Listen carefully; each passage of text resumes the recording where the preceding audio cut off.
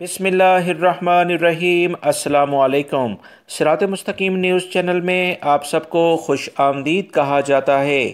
آج 8 مارچ 2021 ہے۔ آج کی اہم ترین خبروں کا آغاز قرآن پاک کی اس آیت کے ترجمے سے کیا جا رہا ہے۔ سورہ بقرہ کی آیت 48 میں ارشاد باری تعالیٰ ہے، اور ڈرو اس دن سے جب نہ کوئی کسی کے کام آئے گا اور نہ ہی کسی کی کوئی چیز قبول کی جائے گی، کسی کی سفارش اور نہ ہی کسی سے کوئی معاوضہ اور مدد حاصل کر سکتا ہے۔ اللہ رب العزت نے اس آیت میں جو قیامت کی کچھ نقشہ پیش کیا ہے، ہمیں اس سے سبق حاصل کرنے کی توفیق عطا فرمائے، آمین۔ دوستو، آج کی ویڈیو میں بہت اہم معلومات ہیں، ویڈیو مکمل دیکھیے گا، لائک کر کے اپنے دوستوں سے شیئر بھی کیجیے گا۔ سعودی وزارت افرادی قوت کی جانب سے غیر ملکی ورکرز کے پروفیشن ٹیسٹ پروگرام کا باقاعدہ اعلان کر دیا ہے۔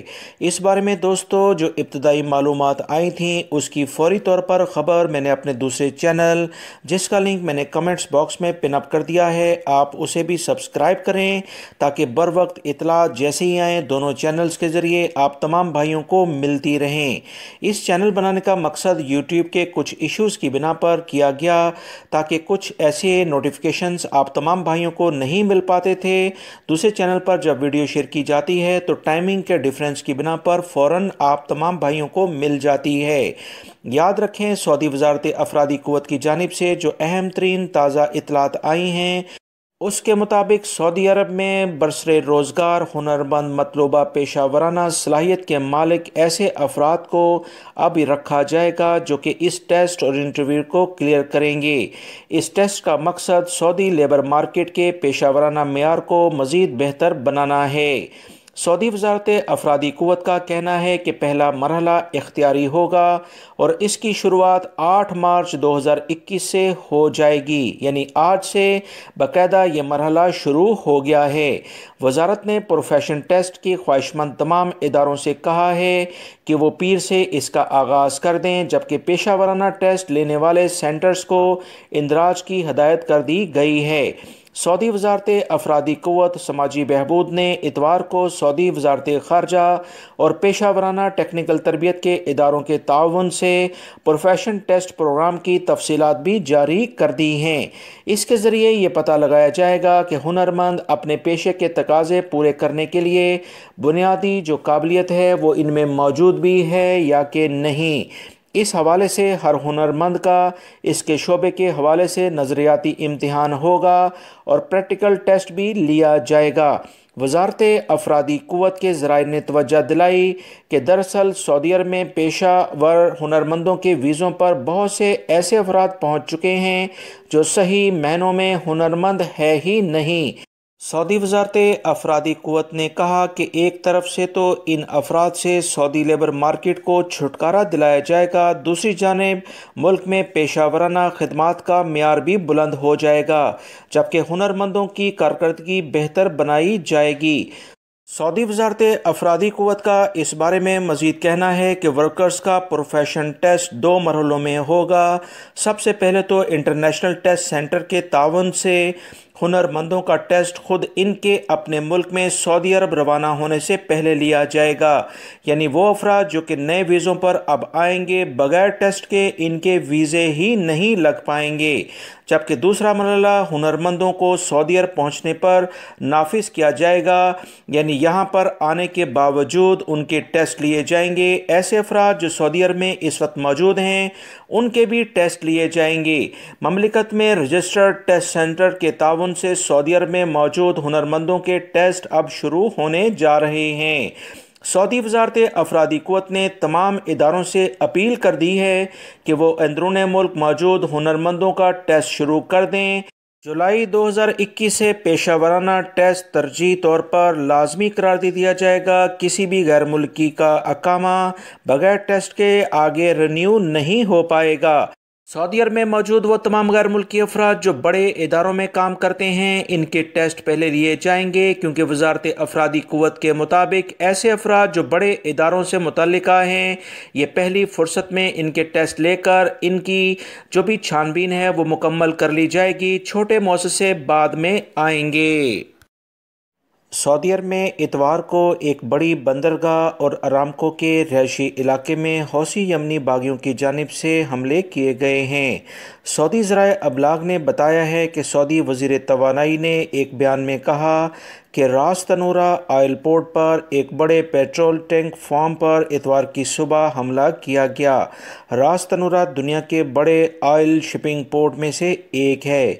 یمنی حوثی باغیوں کی جانب سے یہ حملہ سمندر کی جانب سے کیا گیا ہے، جب اتوار کی شام ایک اور حملہ زہران میں واقع سعودی ارامکو کی رہائشی علاقے کے قریب آ کر ہوا، جہاں کمپنی کے مقامی اور غیر ملکی ملازمین اور ان کے اہل خانہ رہائش پذیر ہیں۔ دونوں حملوں میں الحمدللہ کوئی زخمی اور کسی کے جاں بحق ہونے کی کوئی اطلاعات موصول نہیں ہوئی ہیں۔ سعودی وزارت دفاع کا کہنا ہے کہ اس وقت یمنی حوثی باغیوں کی جانب سے جو اس طرح کی حرکات کی جا رہی ہیں، اس کا بھرپور جواب بھی دیا جائے گا۔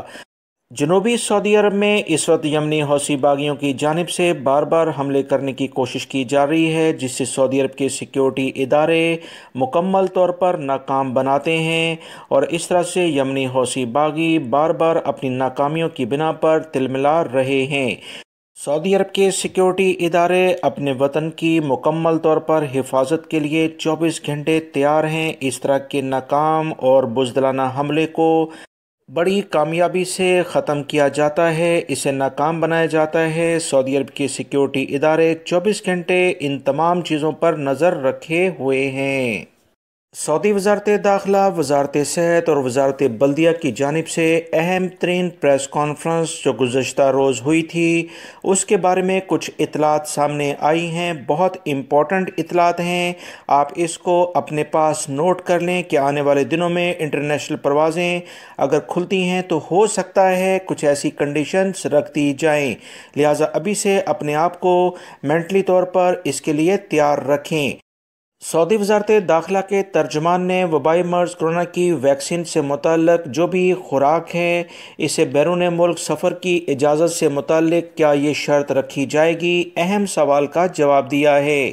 انہوں نے کہا کہ وبائی مرض کرونا سے متعلقہ اس ویکسین کی دونوں خوراکیں لینے والوں کو سعودی عرب کی اجازت ہوگی۔ یہ سوال ایک اہم صحافی نے ان سے پوچھا۔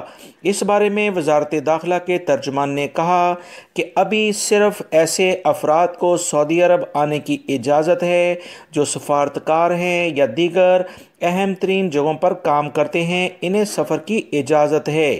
نئی صورتحال میں اس حوالے سے متعلقہ ادارے جو بھی نیا فیصلہ کریں گے، رائے عامہ کو پہلی فرصت میں آگاہ کر دیا جائے گا۔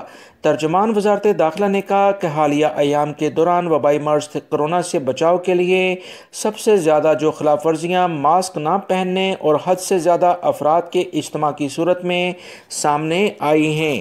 دوستو، ویکسین سے متعلقہ جو بھی احتیاطی تدابیر ہیں کہ 2 خوراکیں یا 1 خوراک جن افراد نے لی ہے، کیا انہیں سفر کی اجازت دے دی جائے گی، اس بارے میں ابھی وزارت داخلہ نے کہا ہے کہ اس بارے میں جو بھی فیصلہ ہوگا وہ متعلقہ ادارے کی ایک اہم ترین کمیٹی تمام پہلوؤں کا جائزہ لے کر کرے گی۔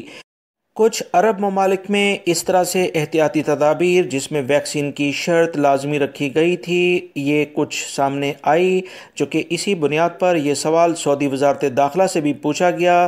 لہٰذا آپ تمام بھائی جو کہ بیرون ملک میں ہیں، سعودی عرب میں آنا چاہتے ہیں، اس پوائنٹ کو اپنے ذہن میں رکھیں کہ وبائی مرض کرونا سے متعلق اگر انٹرنیشنل پروازیں ابھی کھلتی ہیں تو ہو سکتا ہے کہ یہ شرط سعودی عرب میں بھی رکھ دی جائے۔